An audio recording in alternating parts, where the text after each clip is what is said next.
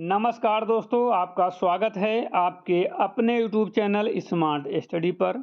दोस्तों, RRB group D exam 2026 जो है चल रहे हैं और आज की जो है फर्स्ट शिफ्ट का एग्ज़ाम सफलतापूर्वक हो चुका है। आज यानी 10 अगस्त की फर्स्ट शिफ्ट का एग्ज़ाम जो है सफलतापूर्वक हो चुका है। आज की इस क्लास में हम लोग देखने वाले हैं आरआरबी ग्रुप डी 10 अगस्त की फर्स्ट शिफ्ट में पूछे गए महत्वपूर्ण प्रश्न और उनके आंसर। तो आप लोगों को इस क्लास को अंत तक पूरा ज़रूर देखना है। जिन बच्चों का एग्ज़ाम हो चुका है वे बच्चे जो है आंसर मैच करेंगे कि कितने क्वेश्चन जो है सही करके आए हैं, और जिन बच्चों का एग्ज़ाम सेकेंड शिफ्ट में, थर्ड शिफ्ट में या अगले दिन है, तो उनको जो है देखना है कि किस टॉपिक से कितने क्वेश्चन पूछे जा रहे हैं, क्वेश्चन का लेवल क्या रह रहा है, क्या वे सारे क्वेश्चन कर पा रहे हैं या उनको भी क्वेश्चन करने में दिक्कत हो रही है। तो इन सभी क्वेश्चन को अच्छे से देखना है, टॉपिक देखना है, ठीक है? और क्वेश्चन का लेवल देखना है। उसी हिसाब से जो है उनको तैयारी करके जाना है, ठीक है? हालाँकि जिनका आज की सेकंड शिफ्ट में एग्ज़ाम होगा या थर्ड शिफ्ट में होगा तो ज़्यादा तो कुछ नहीं कर पाएँगे, रिवीजन भी नहीं कर पाएँगे ज़्यादा। लेकिन जिनका कल या परसों एग्ज़ाम है, वे सभी बच्चे जो है टॉपिक आराम से रिवीजन करके जाना, ठीक है? ज़्यादा रटने की कोशिश न करना, बस उनको जो है एक बार पढ़ के चले जाना, ठीक है? यदि एग्ज़ाम में उस टॉपिक से क्वेश्चन आता है फिर से, तो आप लोग आराम से कर लोगे, ठीक है? देखो, क्वेश्चन कोई रिपीट तो होने की संभावना नहीं रहती, ठीक? बहुत कम क्वेश्चन जो है रिपीट होने के चांस रहते हैं, वरना जो क्वेश्चन यहाँ पर पूछ लिया गया एक बार, वो दोबारा आने का कोई मतलब नहीं है, मतलब वो आएगा ही नहीं। बहुत ही रेयर केस में दोबारा क्वेश्चन देखने को मिलेगा, ठीक है? तो उस टॉपिक से लेकिन क्वेश्चन आपको ज़रूर देखने को मिलेगा। तो आप लोग ये क्वेश्चन तैयार करने की कोशिश मत करना, ये टॉपिक देखना कि कहाँ से क्वेश्चन पूछे जा रहे हैं, ठीक है? तो वो टॉपिक आप लोग तैयार करना, आप लोगों का एग्ज़ाम बहुत अच्छा जाएगा, ठीक है? यदि आप लोग टॉपिक समझ गए, उस टॉपिक से अच्छे से ज़्यादा क्वेश्चन तैयार करके गए, तो आप लोगों का एग्ज़ाम जो है बहुत अच्छा जाएगा, ठीक है? तो आप लोग टॉपिक ज़रूर तैयार करना। तो आज की क्लास को हम स्टार्ट करेंगे, उससे पहले जो लोग स्मार्ट स्टडी यूट्यूब चैनल पर नए हैं, चैनल को अभी तक सब्सक्राइब नहीं किए हैं, सभी लोग चैनल को सब्सक्राइब कर लो, बेल आइकन को प्रेस कर लो, ताकि आने वाली वीडियो का नोटिफिकेशन सबसे पहले आप लोगों को मिल सके। जो लोग अभी तक स्मार्ट स्टडी के ऑफिशियल टेलीग्राम चैनल को ज्वाइन नहीं कर रहे हैं, सभी लोग टेलीग्राम चैनल को ज़रूर ज्वाइन करना। टेलीग्राम चैनल की लिंक जो है आपको डिस्क्रिप्शन बॉक्स में मिल जाएगी, वहाँ पर क्लिक करके आप लोग ज़रूर ज्वाइन होना। टेलीग्राम चैनल पर जो है क्लास की नोट्स और वीडियो प्रोवाइड कर दी जाती हैं, और आप लोग जो है टेलीग्राम चैनल की लिंक के माध्यम से पेपर में पूछे हुए क्वेश्चन शेयर कर सकते हैं, ठीक है? तो आप लोग क्वेश्चन ज़रूर शेयर करना जो पूछे हुए हैं सेकंड शिफ्ट वाले बच्चे, थर्ड शिफ्ट वाले बच्चे, ठीक है? पहला क्वेश्चन है, प्रसिद्ध भारतीय ब्रिटिश लेखिका रस्किन ब्रांड द्वारा रचित नई पुस्तक का नाम क्या है? चेतन भगत, रस्किन ब्रांड, अमीश त्रिपाठी या सुधा मूर्ति? तो इसका जो सही जवाब हो जाता है रस्किन ब्रांड, ठीक है? बच्चों व युवाओं के लोकप्रिय लेखक रस्किन ब्रांड ने all time favourite friendship stories नामक पुस्तक लिखी। ऑप्शन नंबर बी बिल्कुल सही जवाब है, ठीक है? बी बिल्कुल सही जवाब है। चलेंगे क्वेश्चन नंबर 2 पर। क्वेश्चन नंबर 2 है, किस राज्य सरकार ने ओलंपिक स्वर्ण पदक विजेताओं को 8 करोड़ रुपए की नकद राशि और पुलिस विभाग में डीएसपी स्तर का पद देने की घोषणा की है? हरियाणा, पंजाब, पश्चिम बंगाल या फिर गुजरात? तो इसका जो है राइट आंसर जो हो जाता है वो पश्चिम बंगाल हो जाता है। वेस्ट बंगाल सरकार ने जो है ओलंपिक स्वर्ण पदक विजेताओं को जो है 8 करोड़ रुपए की नकदी और जो है पुलिस विभाग में जो है डीएसपी स्तर के पद देने का जो है घोषणा की है। अगला क्वेश्चन, पारंपरिक लेबल चौक व्यवस्था को डिजिटल प्लेटफॉर्म पर लाने के लिए किस राज्य में श्रमिक मोबाइल ऐप लॉन्च किया गया? श्रमिक मोबाइल ऐप जो है वो किस राज्य में लॉन्च किया गया है? आपके राज्य हैं, राजस्थान है हो गया, बिहार हो गया, हरियाणा हो गया और मध्य प्रदेश। इन चार में से किस राज्य में लॉन्च किया गया है, ठीक है? तो इसका जो सही जवाब हो जाता है हरियाणा में, ठीक है। असंगठित क्षेत्र में श्रमिकों को डिजिटल रूप से रोजगार के अवसर उपलब्ध कराने हेतु हरियाणा में यह ऐप जो है पेश किया गया है। कहाँ पेश किया गया है?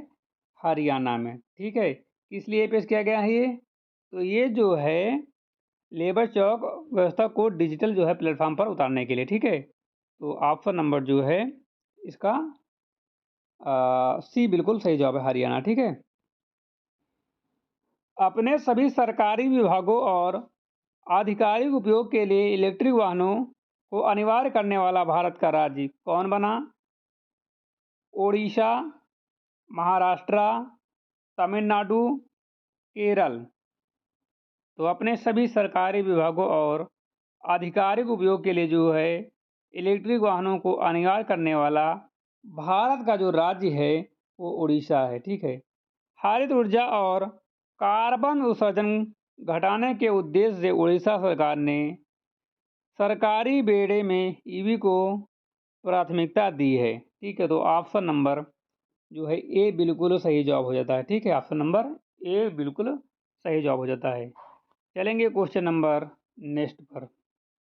यूनेस्को के हालिया सर्वेक्षण में राजस्थान के किस ऐतिहासिक किले को प्राचीन दीवार को दुनिया की दूसरे सबसे लंबी दीवार का दर्जा प्राप्त हुआ?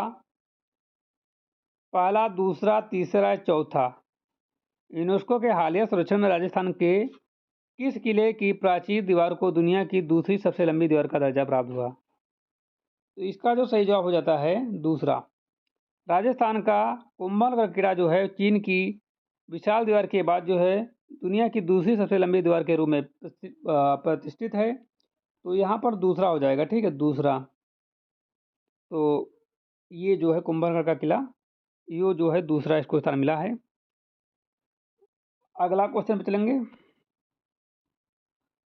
National commodity and derivatives exchange (NCDEX) ने मौसम के जोखिम से बचाव हेतु भारत का पहला एक्सचेंज ट्रेड्स वेदर डेरिवेटिव किस शहर में लॉन्च किया?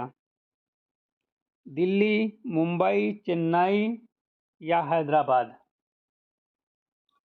तो ये जो लॉन्च किया गया है ये लॉन्च किया गया है मुंबई में, ठीक है। वित्तीय राजधानी मुंबई में जो है NCDEX ने कृषि और वित्तीय हितधारकों को अनिश्चित मौसम जोखिम से सुरक्षित करने के लिए यह पहल शुरू की है, ठीक है। तो ऑप्शन नंबर बी बिल्कुल सही जवाब है, मुंबई। क्या सही जवाब है? मुंबई। अगला क्वेश्चन है, द्विपक्षीय संबंधों और पर्यटन को बढ़ावा देने के उद्देश्य से भारत और इटली ने किस वर्ष को संयुक्त रूप से संस्कृत एवं पर्यटन वर्ष घोषित किया है? 2005, 25, 2026, 2027 या 2028? द्विपक्षीय संबंधों और पर्यटन को बढ़ावा देने के उद्देश्य से, ठीक है, किसने? भारत और इटली ने। तो इसका जो सही जवाब हो जाता है 2027 में, ठीक है। दोनों देशों ने वर्ष 2027 को अपने सांस्कृतिक आदान प्रदान और पर्यटन साझेदारी को समर्पित करने का निर्णय लिया है। अगला क्वेश्चन है, वैश्विक स्तर पर राष्ट्रमंडल दिवस प्रतिवर्ष किस तिथि को आयोजित किया जाता है? 21 मई, 22 मई, 23 मई या फिर 24 मई? वैश्विक स्तर पर राष्ट्रमंडल दिवस प्रतिवर्ष किस तिथि को आयोजित किया जाता है? तो इसका सही जवाब हो जाता है 24 मई को। राष्ट्रमंडल समूह के सदस्य देशों में आपसी सहयोग को बढ़ावा देने के लिए हर साल 24 मई को यह दिवस मनाया जाता है, ठीक है। केंद्र सरकार की प्रमुख योजनाओं और बुनियादी ढांचा परियोजनाओं के प्रभावी क्रियान्वयन में किस राज्य ने देश में पहला स्थान प्राप्त किया? गुजरात, महाराष्ट्र, उत्तर प्रदेश या फिर राजस्थान? तो महाराष्ट्र ने प्राप्त किया है। केंद्रीय योजनाओं में निगरानी और समयबद्ध निष्पादन के मूल्य में महाराष्ट्र राज्य शीर्ष स्थान पर रहा है। ऑप्शन नंबर जो है बी बिल्कुल सही जवाब है, महाराष्ट्र। ठीक है, अगला क्वेश्चन है, भारत में वरिष्ठ नागरिकों की समस्याओं के त्वरित समाधान और स्वास्थ्य देखभाल हेतु बुजुर्ग देखभाल विभाग शुरू करने वाला पहला राज्य कौन सा है? केरल, तमिलनाडु, महाराष्ट्र, कर्नाटका। तो केरल है। कौन है? केरला है। ठीक है, केरला है। केरल ने वरिष्ठ नागरिकों के कल्याण और समर्पित सामाजिक चिकित्सीय सेवाओं को सुगम बनाने के लिए देश का पहला बुजुर्ग देखभाल विभाग स्थापित करने की घोषणा की है। ठीक है, तो केरल हो गया। अगला क्वेश्चन है, नाग परंपरा और सांस्कृतिक विरासत को समर्पित प्रसिद्ध पंज नाग महोत्सव का आयोजन किस राज्य या केंद्र शासित प्रदेश में हुआ? हिमाचल प्रदेश, उत्तराखंड, जम्मू कश्मीर या और पंजाब। नाग परंपरा और सांस्कृतिक विरासत को समर्पित प्रसिद्ध पंज नाग महोत्सव का आयोजन किस राज्य या केंद्र शासित प्रदेश में हुआ?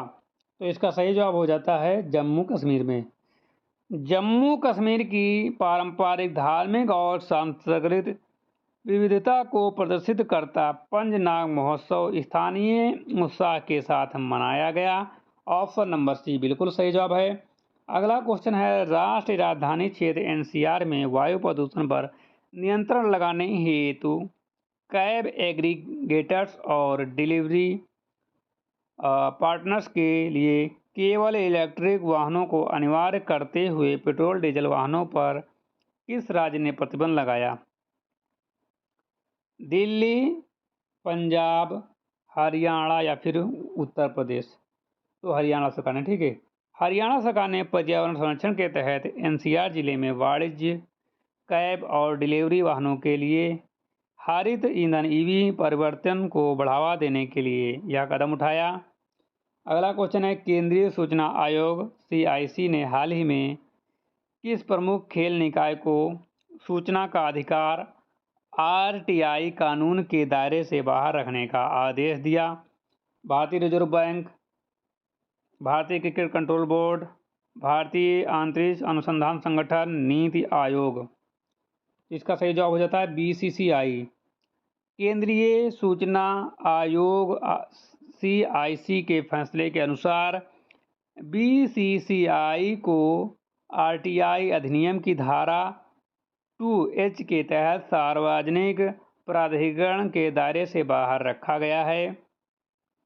अगला क्वेश्चन है, उत्पादकता में सुधार और आर्थिक सहयोग बढ़ाने के लिए 68वें एशियाई प्रशांत उत्पादकता शिखर सम्मेलन का आयोजन किस देश में किया गया? तो इसका जो सही जवाब हो जाता है भारत में। भारत ने एशिया प्रशांत क्षेत्र में औद्योगिक और कृषि उत्पादकता बढ़ाने के उद्देश्य से 68वें एशियाई प्रोडक्टिविटी समिट की मेजबानी की। ठीक है, अगला क्वेश्चन है, अंतर्राष्ट्रीय परमाणु ऊर्जा एजेंसी IAEA के अंतर्गत वर्ष 2026 के लिए क्षेत्रीय सहयोग समझौते RCA की अध्यक्षता किस देश को सौंपी गई? जापान, भारत, ऑस्ट्रेलिया, चीन। तो इसका जो सही जवाब हो जाता है भारत। परमाणु विज्ञान और प्रौद्योगिकी के शांतिपूर्ण नागरिक उपयोग को बढ़ावा देने वाले IAEA के RCA निकाय का अध्यक्ष भारत को नियुक्त किया गया। तो बी बिल्कुल सही जवाब है। अगला क्वेश्चन है, भारतीय नौसेना और समुद्री रक्षा आवश्यकताओं को गति देने के लिए देश की पहली निजी मरीन गैस टरबाइन सुविधा private marine gas turbine facility किस राज्य में स्थापित की जा रही है? तमिलनाडु, गुजरात, आंध्र प्रदेश या ओडिशा।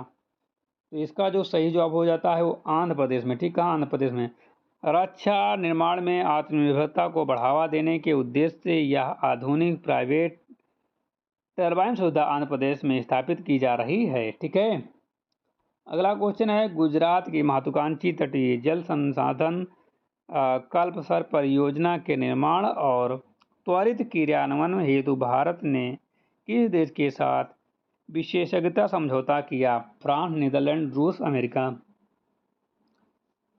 तो नीदरलैंड बिल्कुल सही जवाब हो जाता है।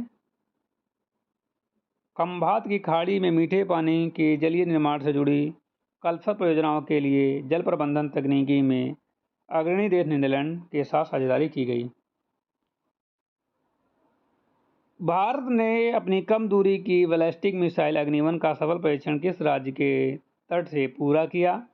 तो इसका सही जवाब हो जाता है ये उड़ीसा। ठीक है। दुनिया भर में जो है जैव विविधता के संरक्षण और पारिस्थितिकी तंत्र के प्रति जागरूकता फैलाने के लिए अंतर्राष्ट्रीय जैव विविधता दिवस किस तिथि को मनाया जाता है? तो इसका सही जवाब होता है 22 मई को। संयुक्त राष्ट्र संघ यूएनओ द्वारा पर्यावरण और जैव विविधता के मुद्दों पर वैश्विक ध्यान आकर्षित करने हेतु प्रतिवर्ष 22 मई को यह दिवस मनाया जाता है। तो आज की क्लास को यहीं पर समाप्त करते हैं। आज आपको क्लास चल गई तो लाइक कर देना, चैनल पर नए सब्सक्राइब कर लेना, बेल आइकन को प्रेस कर लेना ताकि आने वाली वीडियो का नोटिफिकेशन सबसे पहले आप लोगों को मिल सके। मिलते हैं नई क्लास के साथ, तब तक के लिए जय हिंद।